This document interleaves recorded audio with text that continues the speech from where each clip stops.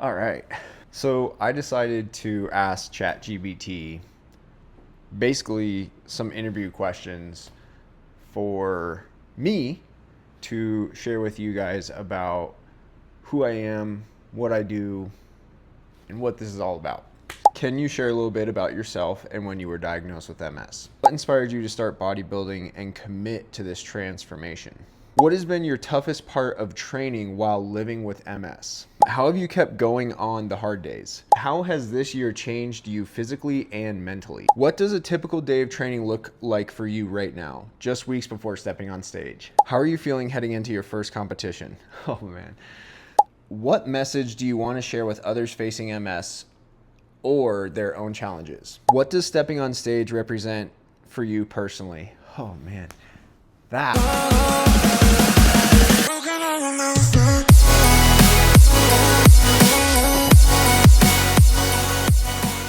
Can you share a little bit about yourself and when you were diagnosed with MS?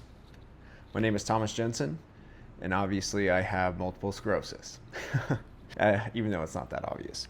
I started an apparel brand, Action Threads. So I do like graphic designing, I do apparel printing, and I also sell my own clothing line. And I was officially diagnosed with multiple sclerosis in 2024 was when I was officially diagnosed. What inspired you to start bodybuilding and commit to this transformation?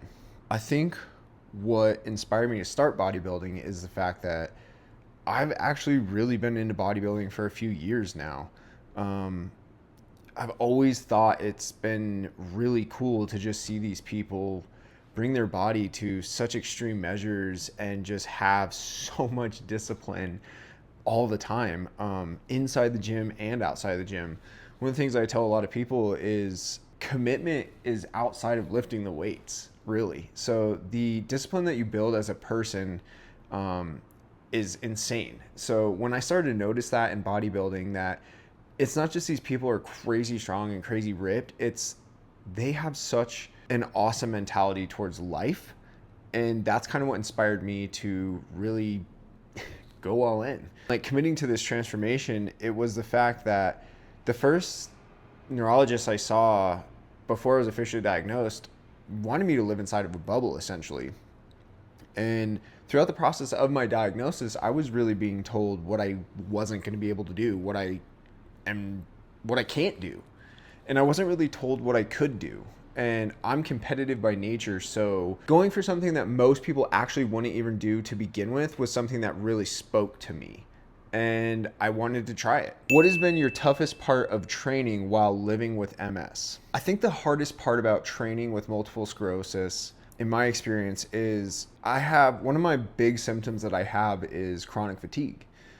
And honestly, before I had MS, I thought chronic fatigue was like fake, or I didn't even know what to think of it. Like, I just didn't know if I believed in it because it didn't affect me, I guess. And then as things progressed and as years went on, it was getting worse and worse and worse. Come to find out, it's MS. So to answer that question, the toughest part of my training with MS is battling fatigue and also trying to figure out if listening to my body is my MS talking or me training as much as I am, or the caloric deficit that I'm in all the time, or how much cardio I'm doing. So I always tell people, like, listen to your body. But sometimes for me, it's really hard to know if it's my MS talking or just my body completely tired and depleted because I'm asking so much of it. So I think that has probably been the hardest part, is trying to balance between what is causing my tiredness and what is causing my pain and discomfort. How have you kept going on the hard days? I love this question. So what has kept me going on the hard days is the simple fact that I tell myself that this is intentional discomfort.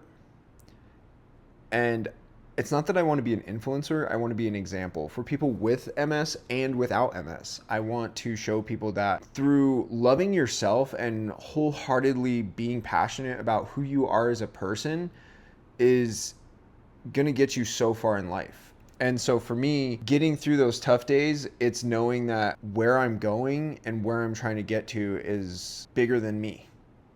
And so this little moment of discomfort, this little moment of pain, this little moment of just like why am I doing this is so small compared to the impact that I'm trying to make. And I remind myself of that. So that's for me kind of how I'm getting through the hard days. How has this year changed you physically and mentally?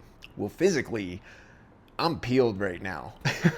I've lost, you know, a little bit over just about 60 pounds.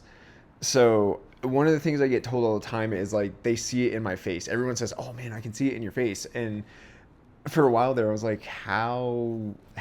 But looking back at like photos, you know, of what I looked like back then, like, yeah, I can definitely see it in my face now. You know, I got like abs and I have veins popping out on my legs, and just physically the transformation, it's there. You can see it.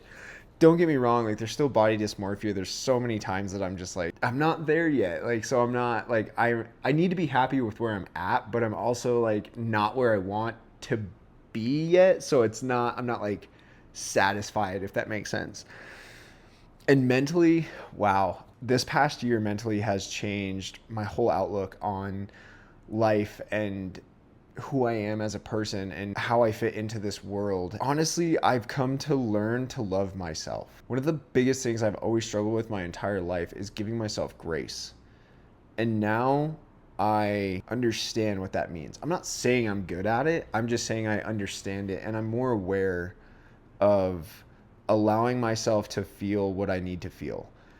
It's really important to me to express emotion and feel it, because that's like a big thing that we get to do as human beings, is have the power to feel. I have a disease that potentially could take away feeling, you know, for me, but it's not ever going to have the ability to take away the feeling of emotion. I may like lose feeling in a limb or my face or whatever it is, but it's never going to take away the feeling of emotion. And so when I kind of like grasped that concept, I really just dove all in. And if I need to cry, I cry. If I want to laugh, I laugh. And I just want to feel everything in life. That's mind, body, and spirit. And I think I've grown into wanting that so bad, more than I ever have before. What does a typical day of training look like for you right now, just weeks before stepping on stage? Wow. Okay, so we're about 3.5 weeks out right now. A typical day for me, I wake up, I have ate the same breakfast every day for the last like year. But I wake up, I eat my 3 eggs, my serving of hash browns, and my serving of avocado. Sometimes I have a black cup of coffee. I always drink water with it, and I take my vitamins. After that, it really just kind of depends on what, you know, I have planned for the day, but I'll work on, you know, some of the apparel, work on some mock-ups, answer some emails, try and get some leads, things like that. And then I have to get, you know, 8,000 steps in a day at minimum right now. So I just really focus on constantly like trying to move around as much as I can. You know, I eat 5 meals a day. I train 5 days a week right now. And we lowered my cardio a little bit for the moment, but my cardio right now is 450 calories a session. You cannot break that up. It needs to be in one session. And let me tell you something with that. You learn really fast what machines or how you want to do your cardio. If I were to do 450 calories of cardio on the elliptical, I would be there probably all night long. Whereas if I do it on Stairmaster, I could probably get it done in about 40 to 50 minutes.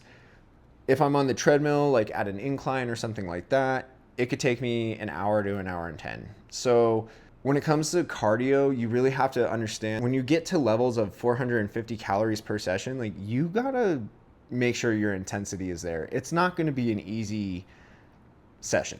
I can just boil it down, make sure I eat my meals, make sure I get my training done, make sure I'm productive, and make sure that I'm listening to my body. There are days where it is so hard for me to train and do my cardio and stuff. And I have a cane and I have to use my cane sometimes. Sometimes I need to take a nap. It really just, it's so different with MS. And that's the other thing. Like I'm kind of new into bodybuilding, taking it to where I'm actually competing. But and that's what I'm saying. My variables are so different. So I just take it one day at a time. How are you feeling heading into your first competition? Oh man. It's like, I don't even know how to explain that. Heading into my first competition, I'm all over the place emotionally. you know, I have one side over here where I am just competitive and I'm hungry and I'm amped up and I'm just super excited to just get this, you know, finally present all the work that I've done. But then there's the other side over here where I'm like, if I could just hug myself, I would. You know what I mean? Like, I have just gone through so much this past year. It's unbelievable. And it's crazy to look back on it. And I actually just had a conversation with someone the other day. And I was telling them that, like, I really am not against the lows or the difficult times, because when you succeed or when you accomplish your goal or you accomplish something after so long, you don't sit there and think to yourself like, oh my gosh, like all the great times I had going into this. Like, you really think about more like, damn, like I remember when I was just like crying in the parking lot of the gym. I remember when I didn't want to get up and do my cardio. You just remember all the struggles. You remember all the hard stuff. And so in this conversation I was having with them, I was telling them that it's very important to appreciate the lows just as much as the highs. Because now that I'm this close to the show, I'm looking back at all the struggle, everything I have gone through to get to where I am right now. And I'm still not even done. But that's kind of where I'm at mentally. And the big like motto for this whole prep, this whole transformation, this whole journey I've been on is humble but hungry. That is all I have told myself every day, is I'm humble, but I'm hungry. This one says, what message do you want to share with others facing MS or their own challenges? If there's something that I can share with anybody with MS, speaking directly to you, I would say, go for it. Do it. Try. It's as simple as that. One thing that my neurologist told me when I first was diagnosed was, if I feel like I can do it, go try and do it. The one thing that I have learned with MS is, yeah, it's there. It's a part of you, but it's not who you are. It's not going to define how you should approach life. I mean, it may define how you approach certain situations, but I don't think it should define how you approach life. And also, another very solid piece of advice that I would give anybody with MS, and this is even for somebody without MS, don't focus on all the materials to bring you happiness. Focus on your quality of life. Focus on what makes you happy. Focus on what's going on in here. Once you make that move where you really decide to fulfill your life based on the quality of it and not the material of it, your whole perspective changes. But if I could boil down that answer, it's do it. Go for it. Try it. Prove them wrong. What does stepping on stage represent for you personally? Oh man. That is a amazing question. Stepping on stage, what that would represent for me personally is I have finally done the thing I've always talked about doing. It's just the start. I've always wanted to compete. I've always wanted to be a bodybuilder. I've always wanted to be a part of something bigger. I've always wanted to make an impact in people's lives. I've always wanted to be an example. And I think stepping on stage checks a lot of those boxes for me. And I'm so excited to be there. I'm so excited to meet everybody and share this experience with my friends, my family, and all of you who I end up meeting. I'm just very happy that I decided to chase this. That's pretty much it. That was my interview. So drop a follow, like, share, subscribe. I appreciate all of you. I'm going to start doing this a little bit more often because I feel like I need to.